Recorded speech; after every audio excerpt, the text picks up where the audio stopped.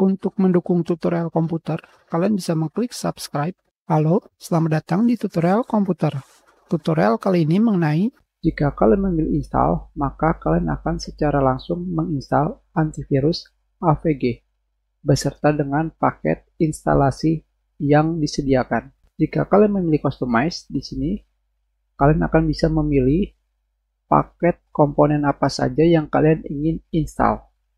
Di sini tentunya kalian bisa memilih recommended protection, minimal, dan custom.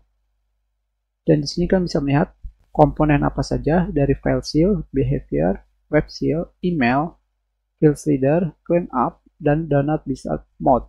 Tentunya ketika kalian telah memilihnya seperti ini, atau kalian bisa memilih minimal protection seperti ini, dari sini ketika kalian memilih install, kita tunggu sampai proses instalasi selesai.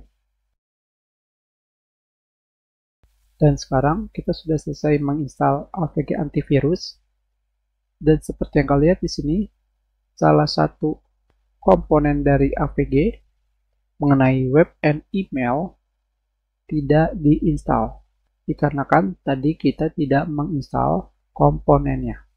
Jadi bagaimana jika kalian ingin menginstal kembali komponen yang tidak kalian pilih sebelumnya ketika kalian menginstal AVG antivirus? Caranya adalah kalian close terlebih dahulu dan kalian ketikkan pada start menu program sampai kalian menemukan add or remove program.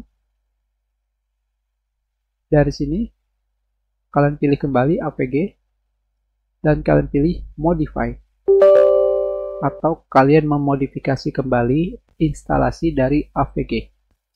Dari sini, seperti yang kalian lihat, kalian bisa merubah atau menambahkan komponen apa saja yang sebelumnya tidak kalian install. Di sini kalian bisa memilih web seal yang tadi sebelumnya tidak kita install, email, file reader, cleanup, atau do not disturb mode. Jika sudah, kalian pilih change. Setelah itu kalian pilih yes. Maka di sini akan terdapat tulisan mengganti produk. Tentunya di sini kalian harus melakukan restart komputer. Sekarang di sini seperti yang kalian lihat, kita sudah melakukan instalasi mengenai komponen web and email. Tetapi dikarenakan belum di restart komputernya, maka kalian harus merestartnya terlebih dahulu. Terima kasih.